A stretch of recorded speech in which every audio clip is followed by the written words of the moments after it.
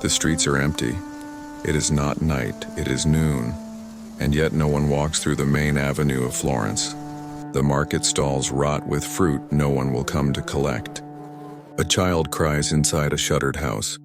No one opens the door. In a side alley, a man tries to stand up. He cannot. His arms refuse to obey. Under his armpit, something swells, hot, black, the size of an apple. He coughed blood for the first time that morning. Now, he only murmurs. No one comes to help him. On the other side of the city, a priest refuses to administer last rites. A father abandons his son on the doorstep of a stranger's home. A mother kisses the forehead of her dead daughter without knowing that this single gesture will seal her own fate within 48 hours. What was happening in those streets? What could turn entire cities into open-air cemeteries, make fathers flee from their children and doctors turn away patients, not out of cowardice, but out of absolute despair? It was the Black Death, and it was not just a disease, it was the end of a world. Between 1347 and 1353, Europe lost between 1/3 and 1/2 of its entire population, 50 million people. In some places, entire villages simply ceased to exist. No war, no hurricane, no volcanic eruption caused destruction so absolute in so little time. The bubonic plague was, in human terms, the greatest disaster in recorded history. But to understand what made this collapse so devastating, you need to understand what came before it. Because the world the plague destroyed was not a world in ruins. It was a world in full bloom. There is a popular image of the Middle Ages as an era of filth, ignorance, and constant misery. That image is, for the most part, wrong, or at least deeply incomplete. The 14th century began with a vibrant Europe. The great Gothic cathedrals rose like declarations of human ambition. The universities of Paris, Oxford, and Bologna were producing philosophers, lawyers, and physicians. The fairs of Champagne gathered merchants from 12 different countries in the same field, and what circulated there was not only silk and spice, it was ideas, languages, innovations. Florence, Venice, Genoa. These cities were not merely wealthy, they were the nerve centers of an expanding civilization. Italian bankers financed kings, Genoese ships touched 3 continents. Cities grew, trade routes multiplied, and markets became increasingly sophisticated. It was a connected world, and that very connection, which seemed to be medieval Europe's greatest strength, would turn out to be exactly what destroyed it. To understand how the plague moved, you need to see how that world worked from the inside. Medieval European society revolved around 3 pillars: the church, the nobility, and the peasant. Each depended on the others in rigid and nearly immutable ways. The peasant farmed, the nobleman protected, the priest interceded with God. It was a fragile pyramid disguised as divine order. The cities, however, were changing that balance. Merchants were growing rich without being noble. Craftsmen formed powerful guilds. Florence had banks. Venice had a commercial state that functioned almost like a republic. And those cities, in order to thrive, needed people. Lots of people. They grew too fast, without planning. Narrow streets, houses pressed against one another, sewage running in open channels, rats everywhere, fleas nesting in straw, in mattresses, in clothes stored through the winter. The stage was set. All it needed was a spark. The spark came from the other side of the world. On the steppes of Central Asia, most likely in the region we know today as Kyrgyzstan or northern China, something changed quietly around 1346. A bacterium, Yersinia pestis, that had lived in relative balance with wild rodents began to behave differently. Perhaps due to climate shifts, perhaps due to animal migrations, perhaps for reasons scientists still debate today.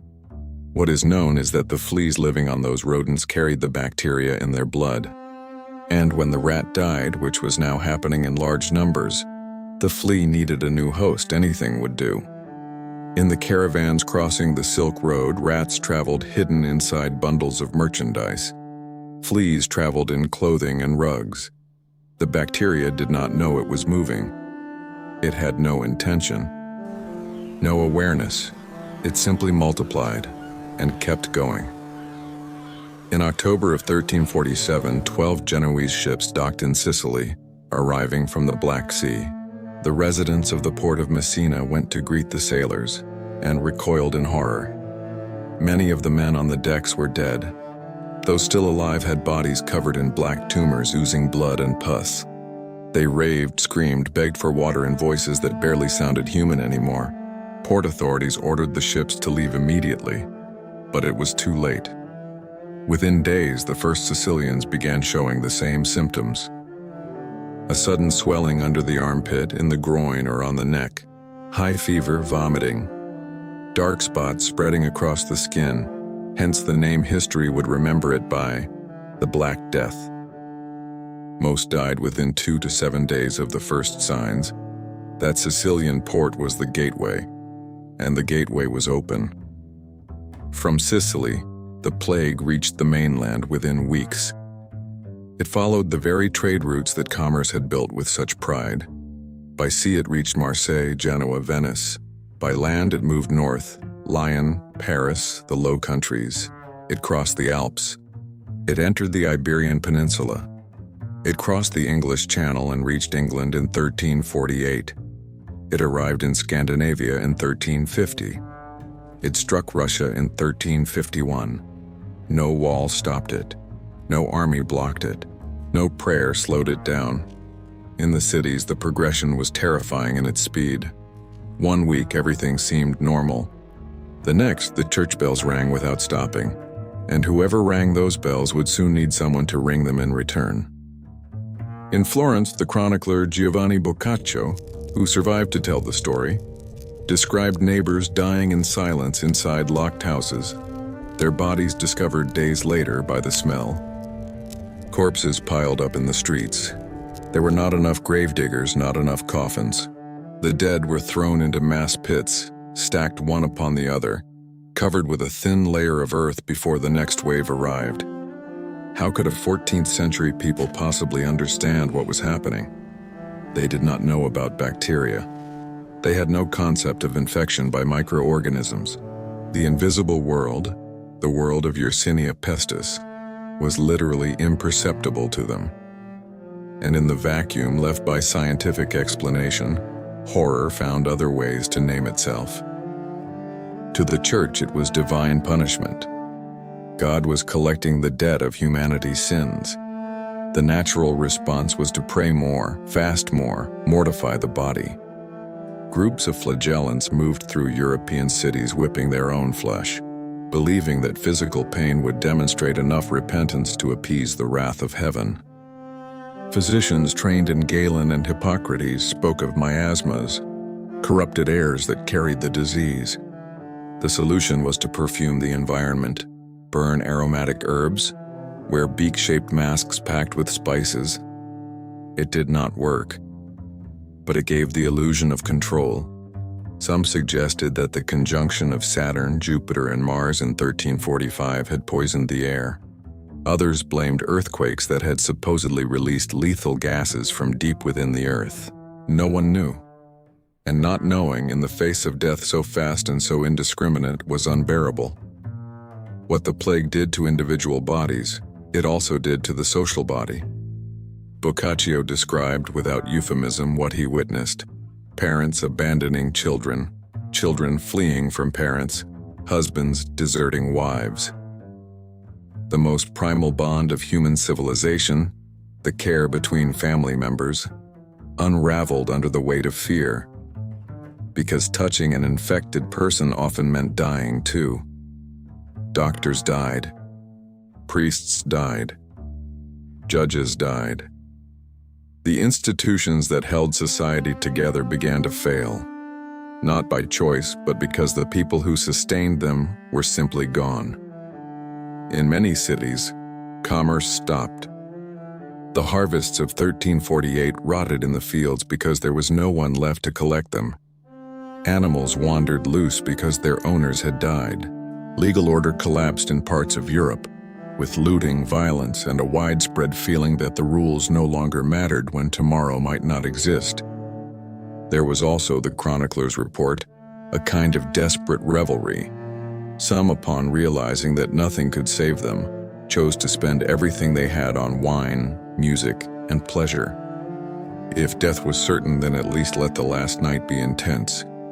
Despair, when it finds no explanation, finds someone to blame. Across Europe, Jewish communities were singled out as responsible for the plague. The accusation was absurd but emotionally convenient. They claimed the Jews had poisoned the wells. There was no evidence.